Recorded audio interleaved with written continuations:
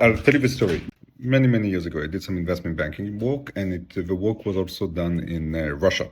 So I don't know if you guys know, but I worked in Moscow for 3 years of my life. And this is a story about business risk. So me and a team of people were working on a very large deal. So an owner of his company was very interested to selling his company for a lot of zeros. We helped find a buyer, and it was a South Korean company. And they came and they sent like 17 people to do the diligence. So I don't know if you guys are familiar with the work of doing deals, but when somebody's about to buy a company, they do diligence, they take a look at the assets, they look at financials. And this was a work of about a year and a half. So when you think about risk, right, about business risk, right, you're saying the product is not good enough. You have cyber risk, you have financial risk. Are you covering your assets? How much debt do you have? All those things, right? So those are like the business risk we usually think about. So after about a year and a half working on this deal, and think of this was a lot of work, right? This is almost like starting a small company, like a small project, right? 17 people coming from the client to check the assets and so on. The owner of a company that was selling killed himself.